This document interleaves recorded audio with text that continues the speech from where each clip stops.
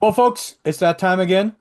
It's time for the Cine-Geezers to go to the respective Cine-Geezer hovels, um, Yeah, yeah, we're sanctuaries. in our hovels. We're in our hovels. Are these sanctuaries? I'm not sure, but yeah, yeah. Here we sit, my friend. Wait a minute. I have to declare the Cine-Geezers is sanctuary free. We're Oh, not sanctuary. please point out to people that's a Popeye hat you're wearing and not a MAGA hat. Oh, it is Well, my brand new Popeye hat that my lovely and loving granddaughter Noelle sent to me. And it's got 1929 emblazoned all over here, which is, of course, the year that Popeye made his first appearance in Thimble Theater. So yes, I wear it proudly since we're shooting this kind of sort of close to the 4th of July, so what the hell? we're shooting this on Juneteenth, a holiday that we both love and respect as well. So I probably have more to celebrate on Juneteenth than on July 4th this year, but let's not go down that route. No, no, no, no. July 4th to me always meant my mom's birthday. My mom is no longer with us. She passed away at the age of 93 in 2014. But when I was a little kid, I thought the fireworks were for mom every year. Oh, So, that's nice. yeah, yeah. So I still get warm and fuzzies when I hear the fireworks. The little 4-year old in me is like, oh, everyone's celebrating mom's birthday. That's a sweet memory. Unfortunately, my memory is our dog Bear going absolutely crazy with Yeah, yeah, fear yeah, with yeah. fireworks. Yeah, dogs and cats and a lot of household pets do not care for the 4th of July. But I should tell our audience that you and I, the Cine-Geezers, assembled at the wonderful Springfield Cinemas in Springfield, Vermont. Now, Yep, some my of you know I live in Springfield, Massachusetts, but I have to tell you, the Springfield Cinemas is well worth the hour and a half drive that I have to make to go there. It's a family-owned, independent theater with three auditoriums. And I really love it there. It's well worth for me to drive an hour and a half to see a it's my movie. favorite theater of my entire life. Chad Free and his family and friends that keep the theater up and operating do a tremendous job. They're very caring. Projection and sound quality is always at top notch, and it's an amazing showman space because as you enter the theater, there are artifacts from movies they love and or the films they're currently promoting. They still have the Jaws and Steven Spielberg display up, which ties in nicely with Disclosure Day. And it's worth going there to see a movie in part just to enjoy entering the lobby, checking out what's there. It's the kind of showmanship we just don't see in theaters much at all these days. No, no. So on one hand, I view it as nostalgic, and on the other hand, I view it as ahead of the pack because I really do believe that theater owners, since most theaters are owned by conglomerates of one sort or another, um, they don't know how to build an audience. They don't know how to keep an audience. Um, a guy like Chad knows how to build an audience, and I believe he knows how to keep an audience. And so I was very happy to see Backrooms there with you. And I want to start out by saying, if anybody doesn't understand the power of a really good movie, it doesn't matter the budget. It's if that movie succeeds in showing a story that's original and engaging, um, it can beat out the big guys. So I went to Oh, boxofficemojo.com. let's hear your statistics you have in So place. I just want to give you a sense here. The Mandalorian and Grogu, which is the new Star Wars movie, worldwide has done 317,325,286 dollars. Backrooms worldwide has done 256,884,832 dollars. Now, Why is this significant? Well, let's look at their budgets. That's always a determinative factor, isn't it, my friend? Well, it's the budgets because now you know the profitability. Right.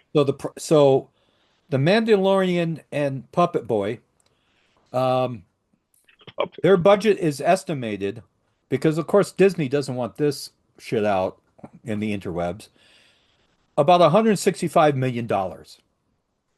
That's relatively inexpensive for a film of that Right. But scope. Backrooms, 10 million. Backrooms and the investment that was made by its producers and its distributor A24 is going to be a hugely profitable film. Hugely. And no toys, no licensing. Can you imagine what a Backrooms toy would be? Oh, I know. It would be dangerous. Actually, a roll of red tape would do a good job, or a red marker that you could write on your wall and erase. That's Might true. be, you know. But Um, yeah, I don't want to give anything away, but there is one character that could be turned into a toy. It would be a hideous freaking toy, but the bottom line, I want to bring this up because so many people pay attention, these big blockbusters, but for everyone involved, the theater owners, the studios, it is a movie like Backrooms that is going to change things for them. It will it will be really profitable. Um, one reason that the Jackie Chan Hong Kong films, like, oh geez, now I'm going to fade some of the films that was brought in that were made in Hong Kong in the 90s, they were among the most profitable features in American cinemas because all the studio spent on was a little bit of acquisition. dubbing Yeah, yeah, and promotion. right. Well, prints naturally. But the bottom line is they were picking those films up for a song because they had already made millions of dollars worldwide, but just Right. not here. So it doesn't matter what the budget is, it matters what the profitability is. It matters if the arrangements made by the studios and the distributors to the exhibitors are actually fair to the exhibitors. There's a lot of moving pieces in this. In Backroom's case, holy crap, that was one of the most original horror films I've ever seen. Well, as a number of folks have pointed out on social media, there are a number of novels that predate Backroom. I won't go into listing them, but that information's out there. It's not that Backrooms was imitative, but it was certainly derivative in its way that any idea that's presented in any media has precursors and antecedents. But in terms of cinema, Backroom is a very original piece of work and a very original experience. For me, it was real nightmare fuel. I mean, I loved it because it was pushing buttons no movie I have ever seen had ever pushed buttons of. I mean, it really enters initially a dream space that becomes more and more nightmarish as the film unreels or unspools, or what would be the term in this digital era, Mike? Uh, I'm but going with Unreals. there we Screw it. go. Yeah, yeah. Screw it. We are Cine-Geezers, so we'll That's stick right. with the Unreals. Um, and also good pun because where Backrooms goes is quite unreal in and of itself, um, and uh, and very very imaginative in how it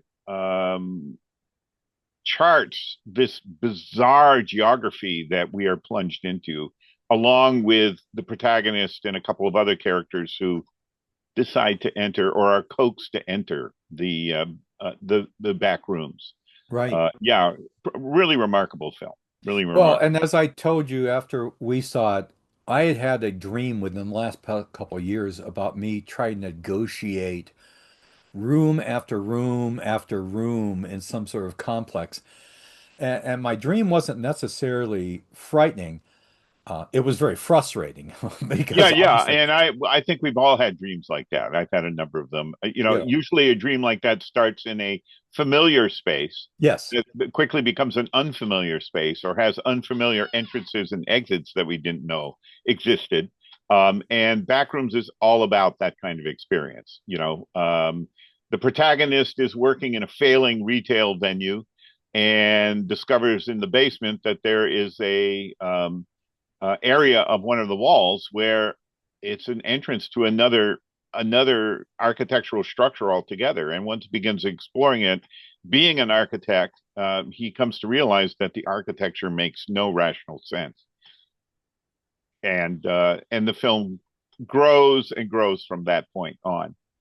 Now, Um, having been a manager of an independent theater, I can tell you, I'm going to guess with some certainty behind me that the money up front that theaters had to pay for back rooms was nothing compared to the money up front you have to pay for something like The Mandalorian and Grogu. Uh, Well, and also as a theater manager, Mike, you can talk fluently about the crunch of this particular time of year with summer movies opening every week, brand new summer movies opening every single week.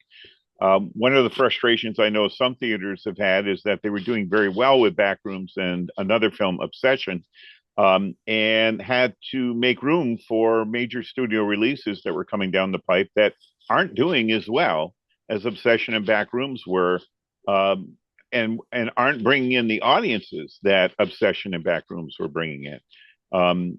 This is that time of year where week after week after week we're going to have a procession of new films.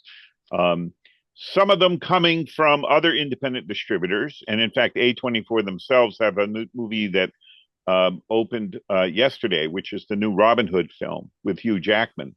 Um, but it's also the competition of films like Masters of the Universe, Scary Movie 6, The Mandalorian, Star Wars Disney film.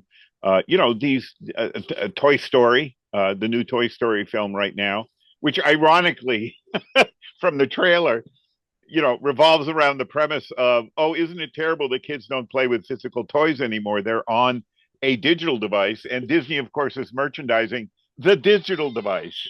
So, that yeah, would be and that's total Disney. That is that total is Disney. total Disney, exactly. And yet, Backrooms and Obsession both opened late in the window of spring, where a lot of interesting horror movies usually pop up because it's this pre-summer blitz window of opportunity. And out of the interesting run of films that opened in the spring, I went to catch as many of them as I could, but many of them didn't play anywhere near me in mid Vermont. Um, the two that have really stuck are Obsession and Backrooms. And the longer a theater can hold on to a film like Backrooms while it's bringing in audiences, the less they have to pay the studio each week. Isn't that correct, Mike? Right. So let me just give you, you know this stuff, but give our viewers the way it works. So when you book a film into a theater, you have two ways of figuring out how you're going to pay for it. One is called an advance, which simply is a couple $1,000s that you give the studio that will be used against what you owe them. The other one is much riskier. It's called a guarantee. So you say, I guarantee that I'm going to send you, let's say, $5,000 at the end of the run. The first week, the amount of money that you have to send to the theater, the percentage is usually, well, at least in my experience, was 70%. I'm sure it's more now with the studios like Disney and Universal, So they drop it down by 5% each week. So using variety lingo, which you and I love to use, which we have talked about for those who if don't know variety if the lingo. film has legs, which means it keeps bringing an audience back week after week after week, your goal as a theater manager is to hold on to that film because every week your percentage to send to the distributor, it goes down by 5%. So you are looking forward to getting it down to 50% from like 70% because you're making more money. This is why concession sales is the difference between not having enough money to pay for your employees Your overhead. Yeah. and pay for your employees and overhead. And that's why concessions are so frequently so expensive. This is also why the major theater chains now, after the effect of COVID, and of course we all know after COVID, there was a lot of hand wringing. Are we going to get theaters going again? Are people going to come back for movies again, et cetera, et cetera? What do they come up with? They come up with $50 plastic models that you can put popcorn in as a way of boosting that theater's money. And then even more so, you come up with the concept of exclusives. So, for instance, for last summer's Fantastic Four movie, our buddy, who shall remain nameless, but we'll call him Mark Mestel, um, our buddy Mark bought the fantastic Hi, Mark. car, the fantastic mobile. Oh, cool. And it was like $50, and he didn't fill it with popcorn because You don't want to besmirch it. no, of course not. Right. I mean, that So butter shit is really that was hard at to. Regal, but at Right. AMC they had Galactus's head as for $85 with light up eyes. That was your popcorn thing. Now, for me, it's like, what would make a greater impact on building an audience, especially a family audience? How about making it more affordable for families? How about coming up with deals? You know, a popcorn and soda separately costs X, but together it costs a Oh, little bit yeah. less. And that's what most theaters do in our area anyway, is Well, now have if they're independents, combo they're packs and allowed so to on. do that. There's a lot of corporate thinking when it comes to this stuff in exhibition. We have And a local theater in Lebanon, New Hampshire, West Lebanon, New Hampshire, that reopened. They had been closed for a while. They refurbished and reopened, and they acquired a liquor license so that you can get wine and certain beverages there that weren't typically available. Now, going back to the early 1970s, I mean, I grew up in northern Vermont. We had a theater in Stowe, Vermont. The Jack Straw Inn had a movie theater that had a separate bar area. And I remember also in the early 80s in Londonderry, Vermont, there was a theater that had a bar area. And as you know, Mike, in more urban areas, down around where our son Danny lives in Brooklyn and New York, you can get food right, and drink with your movies. I mean, they've basically turned into sort of dinner theater, if you will.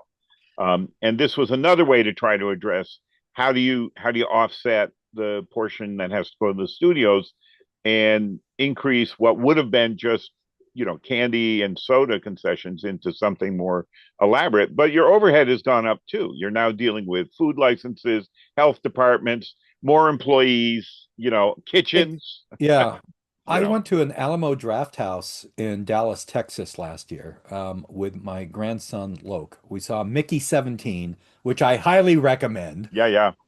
Um, and I said, okay, I'll get tickets. No, Grandpa, no, Grandpa. Your money's no good. I love this boy. Um, the tickets were $6.50, regular admission. Really? Wow.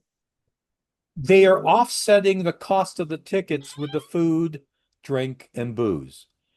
To me, that is really smart because now you can say, hey, I can afford to see this movie. Right. And you want to get something extra is fine. But I think that that is an approach that is far better than what I see at Cinemark and Regal because those are the two chains that's down here in my area. And I think, when you look at a film like Backrooms, you're probably getting it for far less upfront from A24. It builds audiences, and I have no idea. I don't know if they can measure this about the repeat business.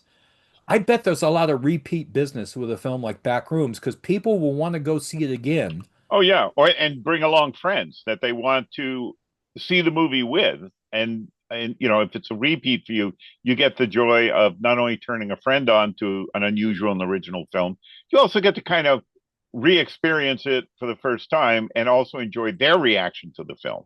Yeah. Yeah, so And yeah, also trying to figure out more about the film because right. let's face Once it, you've seen it. Backrooms is an enigmatic movie many Oh times. yeah, it's all about pulling the rug out from under your feet. Yeah. I mean, and the movie does not provide the kind of linear answers that a traditional studio film would be revolving around. Right. So Right. But in all honesty, a place like the Springfield Cinemas gives me hope. It gives me hope for the exhibition end of the movie business. As it was explained to me, there's three elements to the movie business: production, distribution, and exhibition.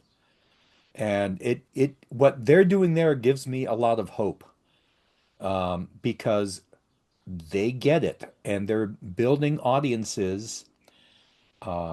And I would love to see their approach spread across this country, about really trying to understand what to bring in, how to keep an audience, how to build an audience.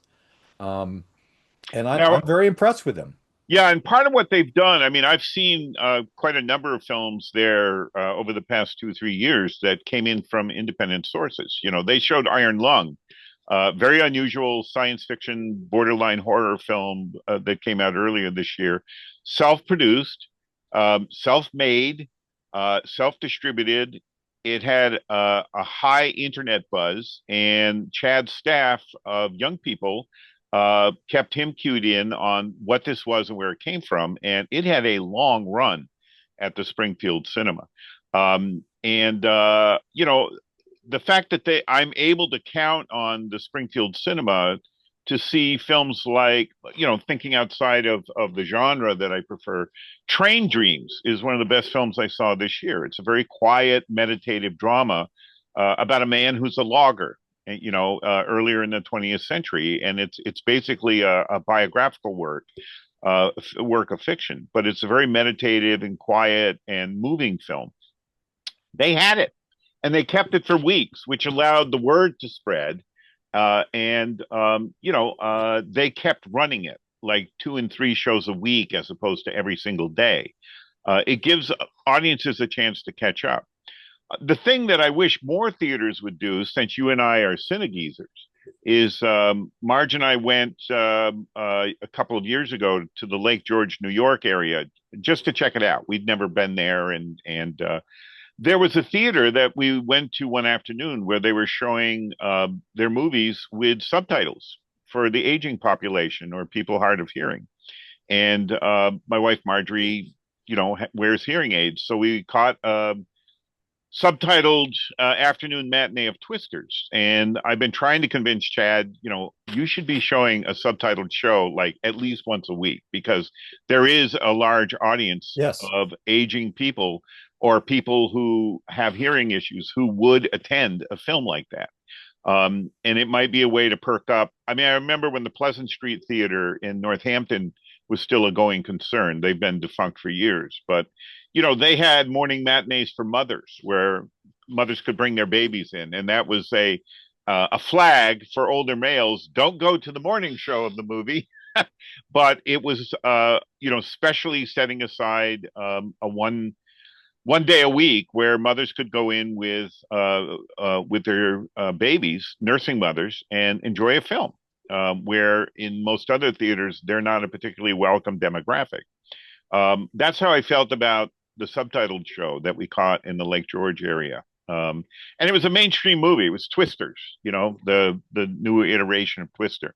Uh, there's other ways too. I mean, the Springfield Cinema will bring in almost all the A24 films. I've seen, I think, half of A24's distribution run since they started in 2012, I think. I've caught the bulk of their films at the Springfield Cinema, and I kind of count on that now. That when I hear about a new A24 film, I'm going to make a special, attempt to catch it opening week at the Springfield Cinema in Springfield, Vermont. They've also, they brought in the Looney Tunes film that came out last year, the day the world blew up.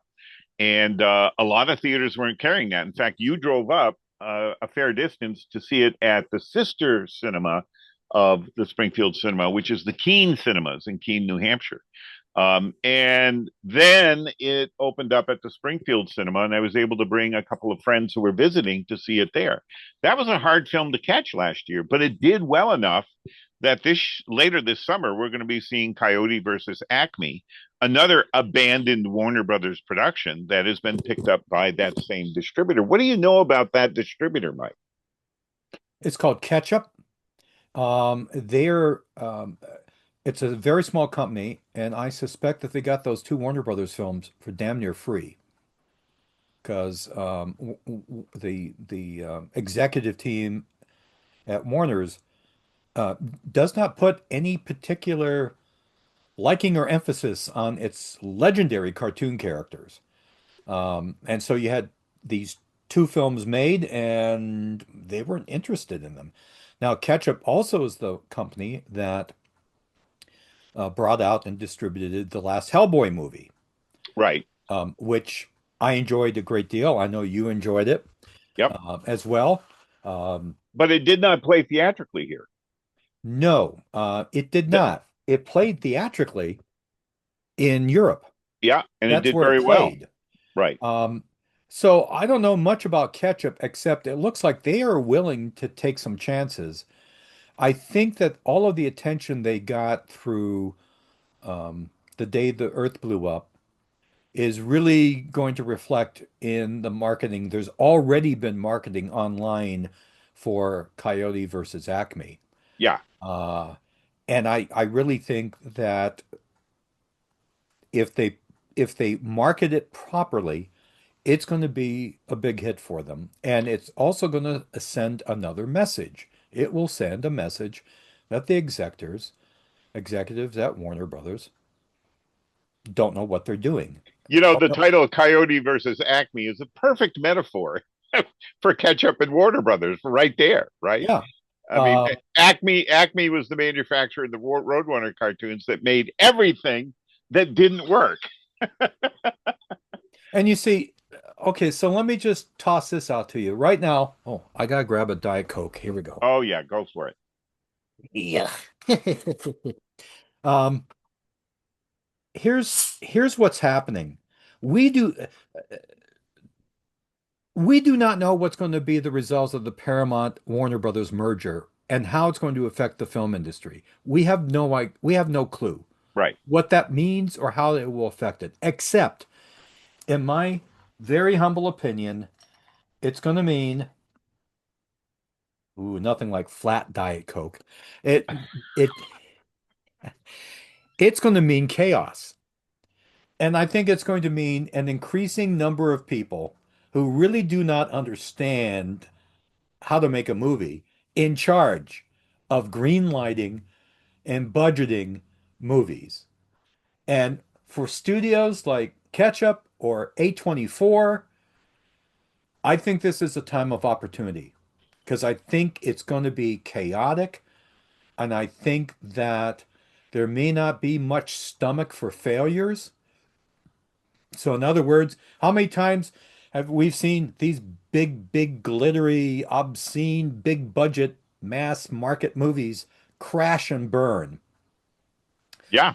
Yeah. And, they call them tentpole pictures. The idea that you put all of your economic dreams and wishes into one movie and it's supposed to be just carrying the rest of the lineup. And how many times has that just never happened? And I really think for the smaller company, the company that actually seemingly cares about what they do and how to sell it, Right.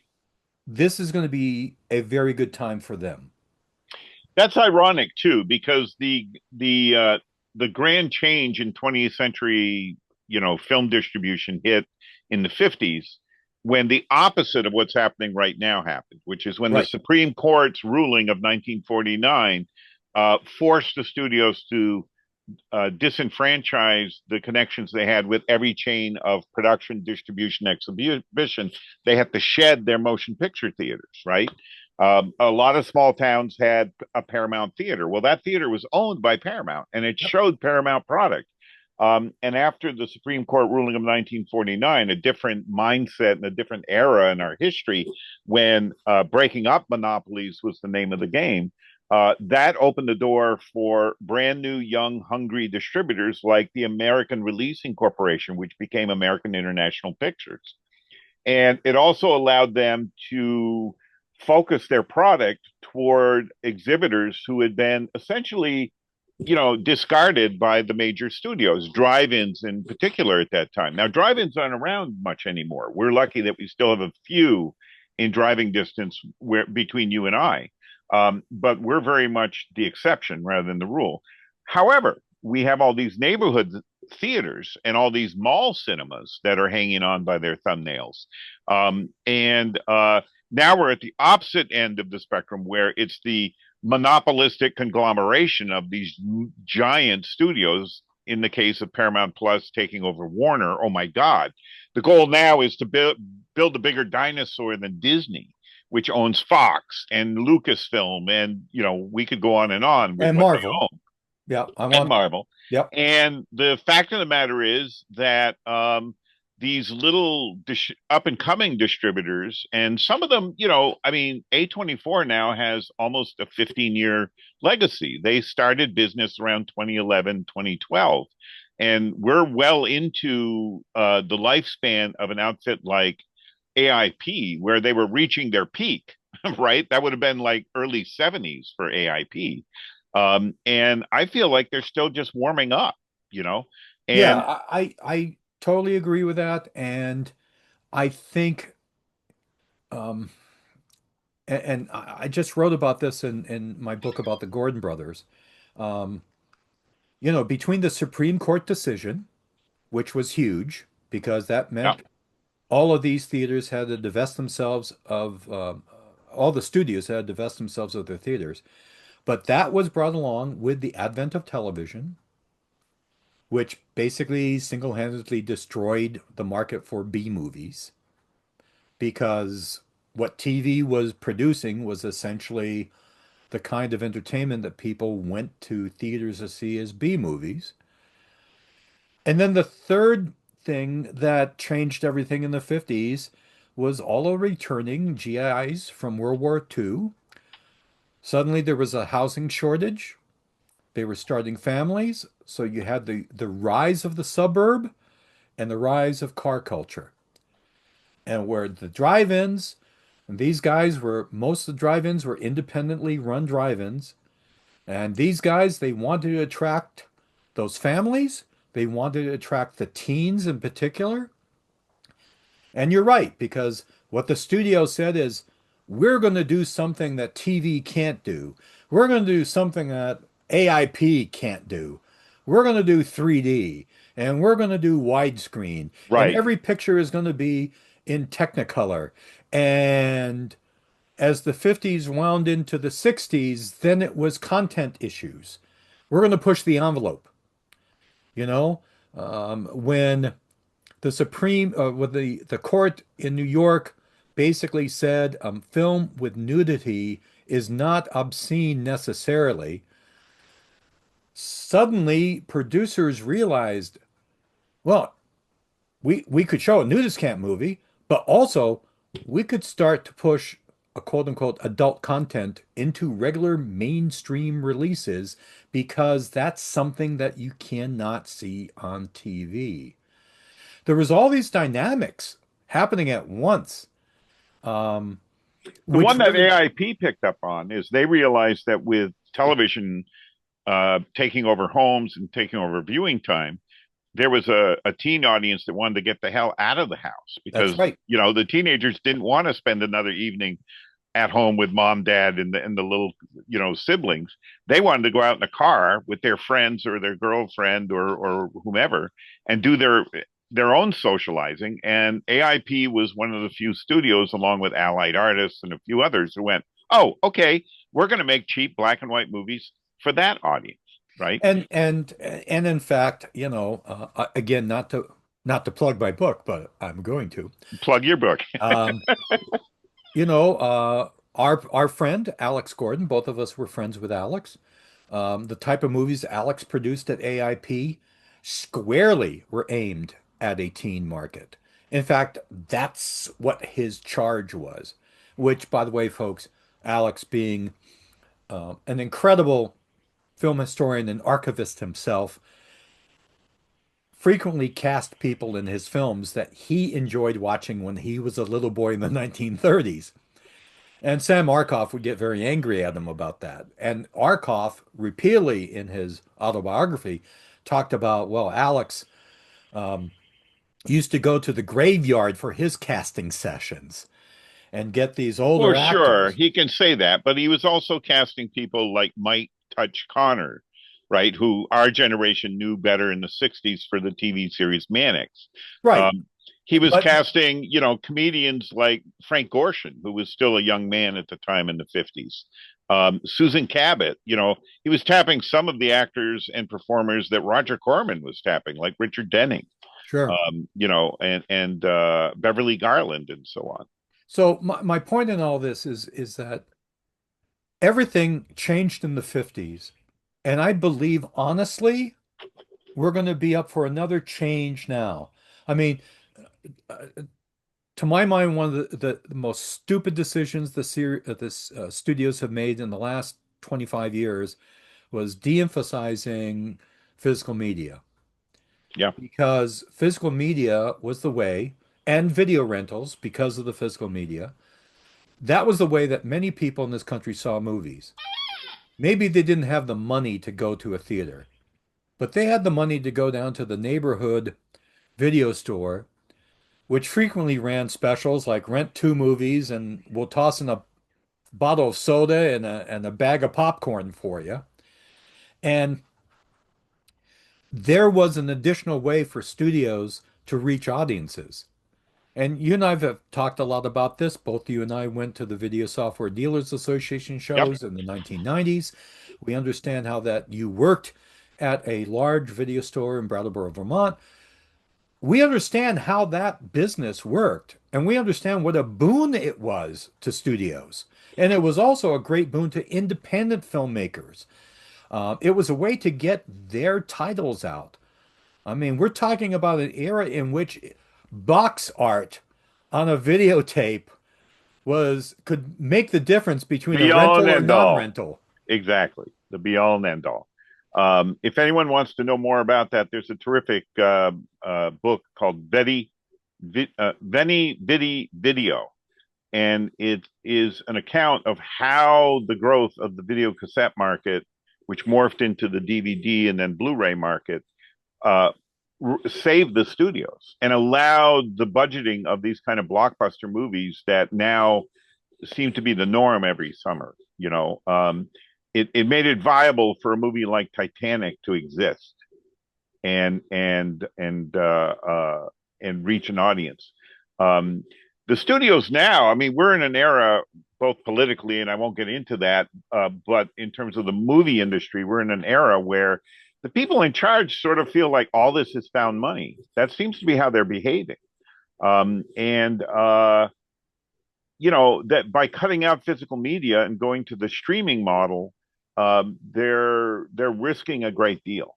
I can't speak for younger people out there, but I know from my 15 years of teaching that it is so fragmented how the current generation seeks out and experiences their media. Um, and they're going to gravitate to whatever is not going to cost them. And so piracy has proliferated as a result. But this also means that there's another generation up and coming who are going to be looking for alternatives to that, because that group that I was teaching are now moving into the adult years, and the generation that was younger than them is the current generation you and I are talking about. Theater owners and product and distributors are trying to reach, and they're going to seek out alternatives. And I think they're speaking pretty loudly when a film like Obsession, a very, very, very, very low budget, minimal cast, tight locations, neighborhood set movie is outgrossing Star Wars, kicking its ass down the street. A movie like Backrooms, a little more demanding in terms of, even though when you cited the budget, that's a low budget film in the year 2026. It still required means way beyond anything in Obsession. What is the common factor in both of those films is good story, unexpected turns and twists in the narrative, relatable characters, and not characters fleshed out according to traditional three-act drama, but characters relate to because, wow, I'm experiencing this along with them. um, and it's in a way, it's also an aspect of a video gaming generation as well. I mean, let's think about Backrooms, Mike, a little bit.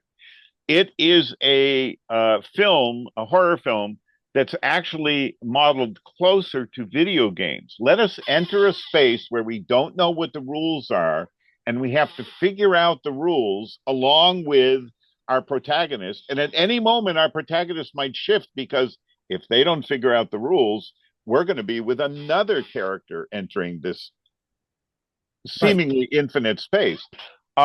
As someone whose brain usually turns off when movies enter the video gaming space, Backwoods is one of the first films I've seen that I could relate to the kinetics of video gaming that didn't lose me. In fact, I I was sucked right into it. It was so immersive as an experience. Yeah. Um, I would also relate it to Iron Lung, which was a pretty sizable hit, and sizable hit also because it didn't have the overhead of a major studio film. That one is an even more contained setting. It's just one space. It's essentially a submersible submarine that we're in with the only character we're seeing, other than characters we see on the video feed that are in charge of whatever the fuck he's doing and wherever the fuck he's going. All of these to me have emerged for and from a generation that's grown up with video games from the moment they were sentient. The moment that a device could be placed in their hands, that they could push buttons and see what happened. And these films are speaking to them in a way that um, the more expensive studio films like Mandalorian, like I just saw Masters of the Universe, very much a big studio, video game oriented movie based on an old popular Saturday morning cartoon slash toy merchandising empire. Um, Entertaining in its way. I enjoyed myself, but it did not in any way approach the immersive experience of Backrooms. Right. Um, and Obsession is even more classical in it's essentially the monkey's paw, the story from the early 1900s by W. W. Jacobs that have we've grown up with iteration after iteration of. It's also a variation on the classical make a wish, choose your culture. It's a genie story, if you will. Um, and yet it speaks directly to this generation of where social media is determining their emotional space. How do I connect with other people my age? How do I connect with this woman I work with who I wish was in love with me? Right. And that's very relatable. And it plugs into aspects of, and please forgive if it comes across as pejorative, incel culture, right? Isolated teen males and young adult males who can't get their bearings in this fucked up world we live in right now. But it also speaks directly to the women in the audience because the female character in it is being forced against her will to behave in a certain way. And that speaks very clearly to the situation of American young women right now, where they've lost their constitutional rights, right, in the Yeah. real world. Yeah. Uh, this is these are smart movies, and they are telling smart stories at a level that the studio films just don't seem to be able to plug into and don't seem interested in plugging into unless they can figure out, oh, how can we exploit that by having one character that addresses this type of young viewer? These movies go deeper. That film that we saw earlier this year, Together, right? Yeah, yeah, yeah, yeah. Um, Obsession is very much a companion to Together, very much.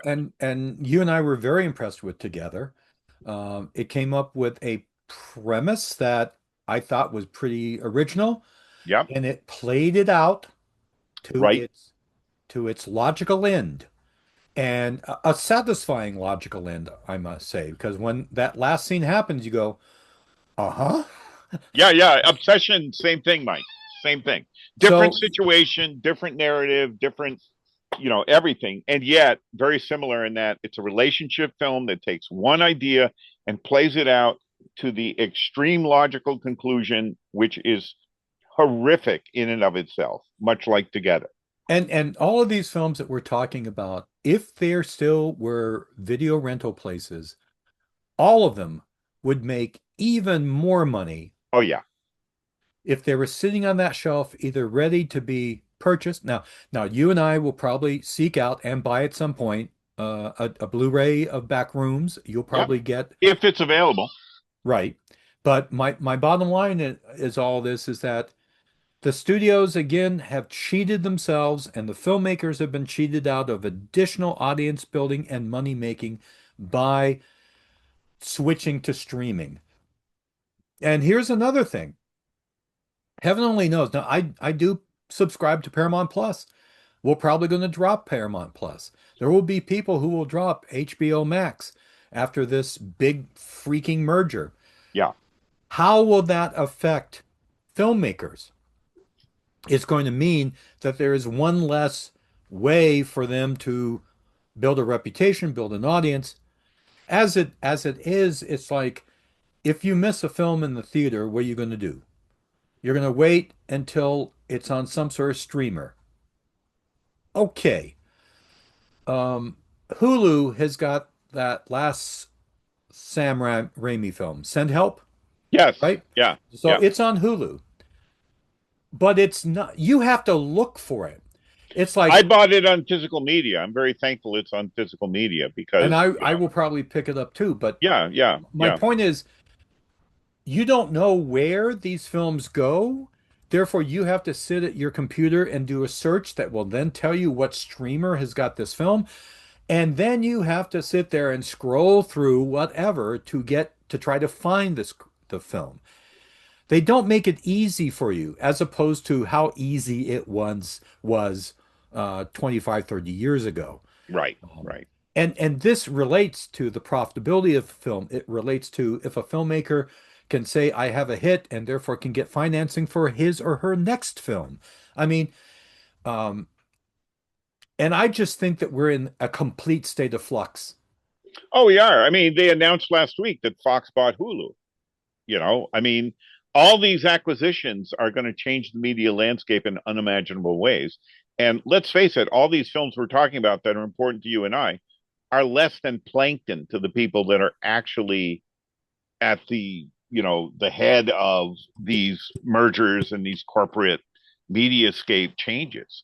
Um, they could care less about, you know, they're only paying attention to films like Obsession and Backrooms because those films are making money that they can't figure out why they're making money. Right. Um, and that's why, I mean, when you and I were younger, that's why for a time, this biker movie that Sam Arkoff didn't even want because he didn't have Final Cut got picked up by Columbia and became the fucking sensation of 1969, Easy Rider. And And which suddenly changed the whole freaking movie industry. changed everything, or a little dinky fucking movie out of Pittsburgh called Night of the Living Dead, released by a still standing at the time independent Continental, which was owned by Walter Reed, who had a chain of theaters, became a huge underground hit, making millions of dollars. Um, what's going to change everything is going to come out of the woodwork. I mean, that's the one thing I always count on, having lived this long, is we're not going to see it coming. Um, but hopefully we'll recognize it when it emerges. Because the audience will recognize when this shit emerges, and we just don't know which audience that's going to be. Right. And yes, we do not have people in charge of this who understand any of this. You would think at some point that some studio head would say, I'm going to set $50 million aside, and I'm going to say I want to make five $10 million pictures. Right.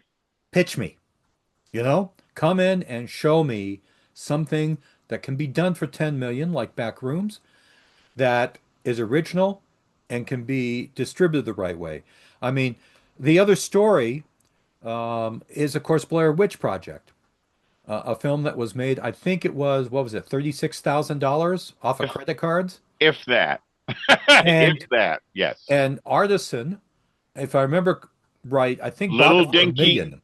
yeah, and they were a little dinky company. They won the bid early on at Sundance, and that film went through the roof.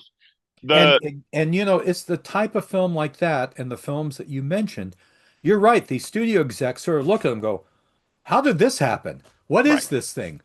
And it's like, it's a small company that realized what they had bought, and they worked very hard in marketing to build a whole, not just a marketing plan, a like a universe. worldview. Yeah, yeah, a Worldview. universe. Right, exactly, exactly, Um, and I think that it shows the stupidity of the film industry in general, that they just don't say, "Holy crap, what's hot on YouTube?"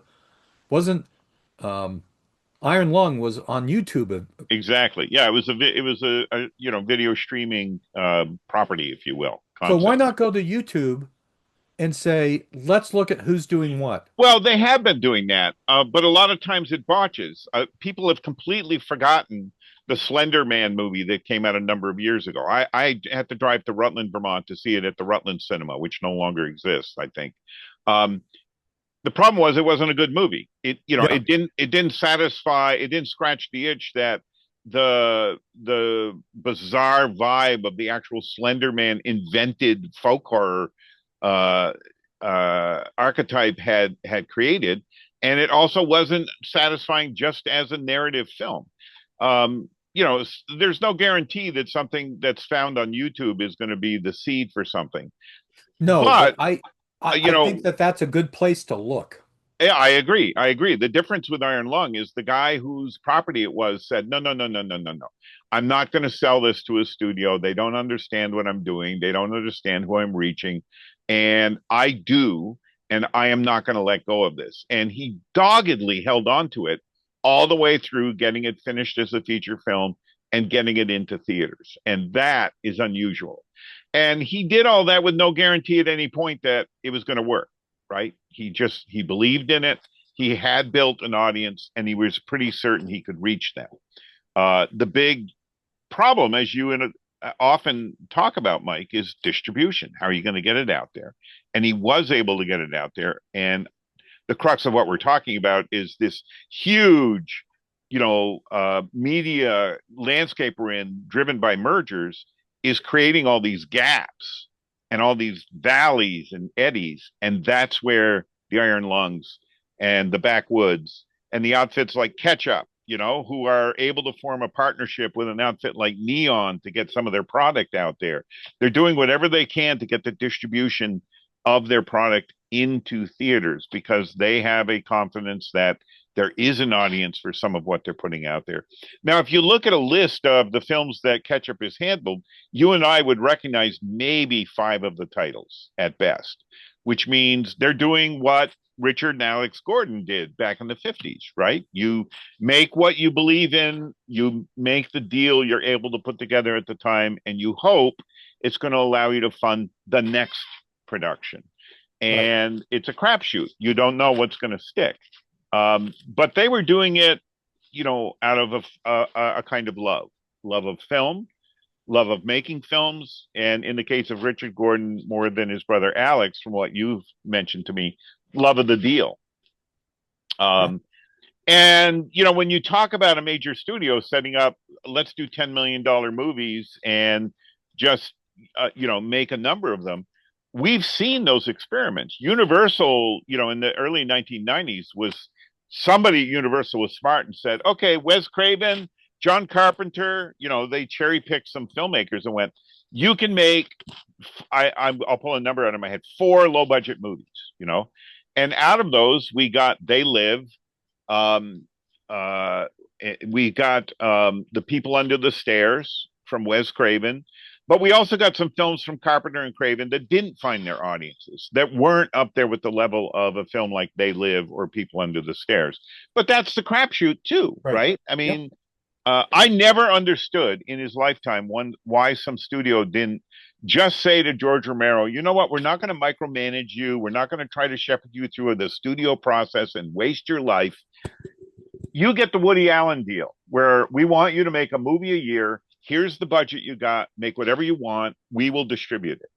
And, when the producer who set up that deal with Woody Allen, and forgive me for using the cursed name of Woody Allen in this 21st century culture that we're living in, but it's true.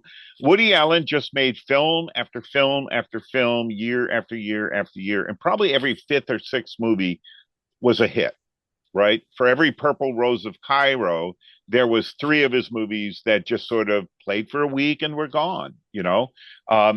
But it gave him the autonomy. The studio was not going to alter his films. It wasn't like what Dimension Films did, where they were so intent on shaping the horror product they were putting out there that they fucked up a lot of the movies that were being made, and they ended up spending more money on those movies.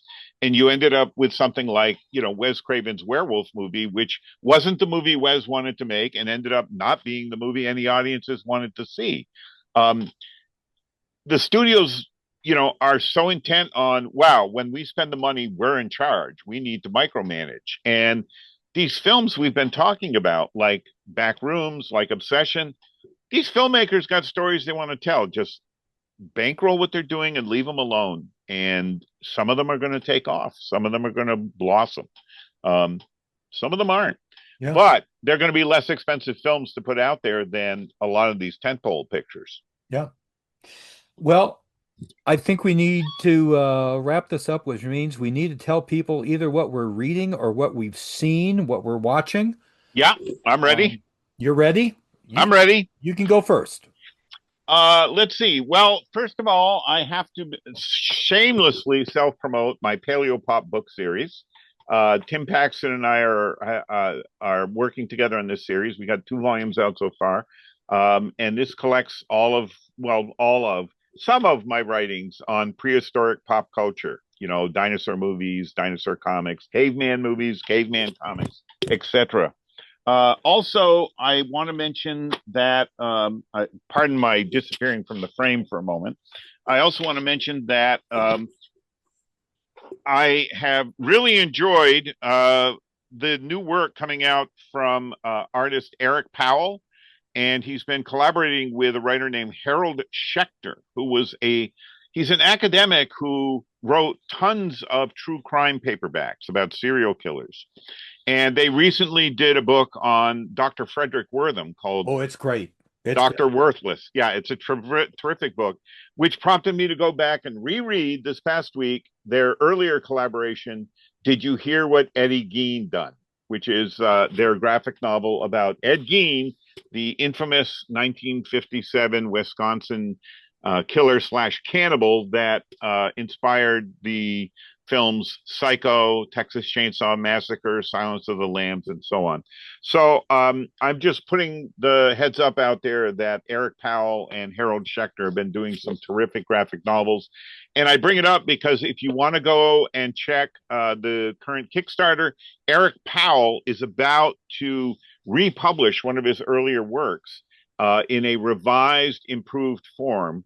And I already have put myself on the watch list. I won't announce the title yet because the Kickstarter isn't active. You can't go there and kick in yet. But put your feelers out there now because the work that Eric's been doing is just terrific. And shout out to both Eric and Harold. I think this is some of the great graphic novel work being done right now. I love Eric Powell's The Goon, and I have read the Frederick Wortham book. I bought it, and I have to say, I think I love The Goon, by the way. I thought The Goon was great. It was my kind of comic book. But what he's doing now is light years ahead of that. And Oh, yeah. it's a for an artist, I believe it's a very mature kind of project that he's working on with these last two books, and he should be celebrated for it because they're really fantastic. Uh, Yeah. Absolutely. Um, so I have been immersed in writing my book about Richard and Alex Gordon. I'm now writing not only writing, but now I'm watching a lot of stuff over. Um, Thanks to my fellow Cine-Geezer, I he hunted down one of Richard's films, which one of his first films that was is fairly difficult to see, called The Crooked Sky. Um, Richard entered into the industry as a producer by making, within 1 year, what was it, like 7 different movies. They were all shot in Great Britain. They were all black and white. They were all designed specifically to be the bottom of a double bill, and they all had some sort of American star.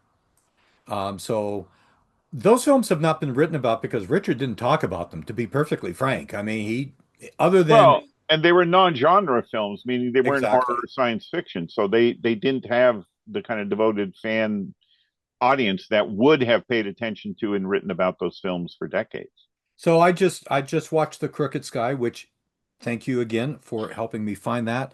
You're very Uh, welcome. and it's a crime procedural involving a ring of counter filtering. So I'm looking forward to watching them all, and most of them are available. However, I just want to say that my favorite streaming service, which you don't like because there's commercials on it, I have been mining Tubi. I mean mining it, and I'm always amazed at some of the stuff that's on it. I don't know if I mentioned these to you before, but they've got an incredible documentary called The Conqueror, Hollywood Fallout. This is all about the making of the infamous Genghis Khan movie in the mid 1950s. Oh, the one that killed its cast with The, slow creeping cancer. Oh my God. Now, the great thing about this film is that they could have just done a movie about how producer Howard Hawks decided that John Wayne should be the star as Genghis Khan in a movie that then was shot in the deserts of southern Utah, disturbingly close to where we used to test nuclear bombs. The filmmakers just could have focused on the celebrities, but instead it shifts midway through to talk about the town, to talk Oh, about regular wow. people, to talk about their struggle to get the government to admit to what they did. I, this is a must see. I really think. The other two films that I want to say you should watch on Tubi: The Life and Deaths of Christopher Lee. This is a BFI produced documentary about the life of Christopher Lee. They've got a guy who impersonates Lee vocally, um, doing the narration. And a lot of that comes from the two autobiographies that Christopher Lee produced. Right. Um, they've got interviews in it, they got film clips in it. Lee appears as a marionette doing the narration. Um, so the tone that they take is very original, and um, it's very honest. I mean, they bring up the fact that Lee would get angry about how his career was going, and this isn't a spoiler ending, but the ending is a news team interviewing him after he was knighted, Yeah. and the young reporter looked at him and said, "Well, from the king of horror to Oh, there's a red flag to wave in front of Christopher Lee right there. being a knight." And he looks at her with disgust, and he says, "Please do not say that. Please do not characterize me as king of horror." And of course, this was an outtake. They didn't put that on their Right. report, but it is a very well done documentary. Um, and the hat trick, The Last Starlet, a documentary about Stella Stevens. Now, I will fully admit my enduring and durable crush on Stella Stevens. Okay. But I also believe that of all of the post Marilyn Monroe lightning in a bottle with another blonde actress is that she actually was different. Um, she could do comedy, she could do drama. Um, I think of her like Angie Dickinson, another actress of that stripe and type. And, they had long careers. They played in every kind of role and every kind of genre. And Stella Stevens did some great work. I'm a real devotee of Sam Peckinpah's films, and she was in one of the great ones. And She also did television yep. and stage. And did you have a musical career as well, Mike? No. And the guy who made this was her son, Andrew. Oh, cool. Oh, Andrew And Stevens, who has had a career as an actor and producer and director as well. and the thing there is that he's very blunt, talking about his mother's faults as well as her positives. And it's a very well balanced documentary. So those three are on Tubi, highly recommended for us Cine-Geezers. And the other film I saw that I've got to mention, I know I'm going long here, I'm sorry. Oh my God. Seven Footprints to Satan. Oh, what a great movie. Benjamin Christensen's silent film. Yes.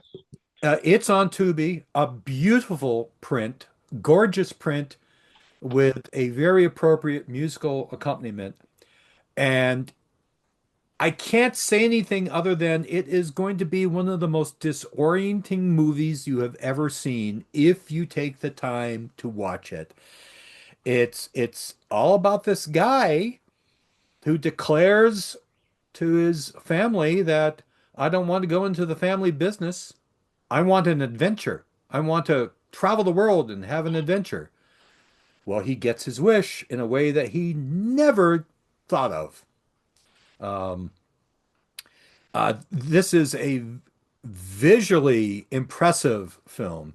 It is a film that is definitely I, pre-code. It I has pre. apologize for disappearing off screen. I was looking up Sinister Cinema is offering it on physical media as well. I Good. wanted to make sure I was verifying Yes. that. And they have a new restoration of Seven Footprints to Satan. Well, So then I'm going to I'm have to not buy it. Yeah, I'm not sure, which iteration you saw. I know that the one that I saw a few years ago was at the time the best available version, but it sounds like what you saw on Tubi, you said you saw it. Yeah. And this upcoming order I'm going to be placing with Sinister Cinema.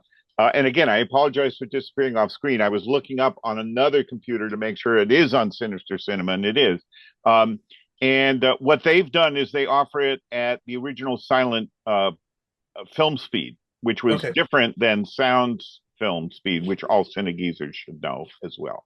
So Well, it's this a is, terrific movie. Yeah, it is. and of course, naturally, now I'm tracking down the most complete print that I can see of Haxan, which was Benjamin Christensen's, Witchcraft Through the Ages. yes, documentary, which Right. has some astonishingly disturbing Oh yeah, visuals in it. yeah. Oh, it does. I mean, not just the nudity and the recreations of ancient woodcuts of witches and Satanism and so on. It goes into psychiatry. It goes into authoritarian state torture. It goes into some really disturbing stuff, and including kissing the devil's ass. So if you're going to watch Haxan, as you're going to be, Mike, prepare thyself. Yes. I also want to mention before we're done, when you referred to the BFI with the Christopher Lee documentary, that's the British Film Institute. Right. And when you mentioned Stella Stevens, the Peckinpah film is The Ballad of Cable Hogue, if anybody Yes. wants to enjoy. And that film, by the way, and her participation is mentioned with clips and stuff in the documentary. Oh, So, excellent. Yeah, she's terrific in it. She's really terrific in it. Well, Mike, I hope this was a worthwhile conversation. It's always amazing when we get together, I think, in ways that only Cine-Geezers can understand. well, I'm hoping we're bringing on more Cine-Geezers to dive deep I into hope so, stuff that but we dive deep into. I'm also hoping before we get into too far into the fall that we manage to coax a few younger cinema addicts into conversation with us because especially if we're going to be talking about where film distribution and viewing is going, it shouldn't be just the Cine-Geezer voice that's being heard. Yeah, So, absolutely. all right. Okay, until next time. This is Stephen R. Bassett signing off, and And G. Michael Dobbs. Thank you for watching, Cine-Geezers. we'll see you in the nursing home.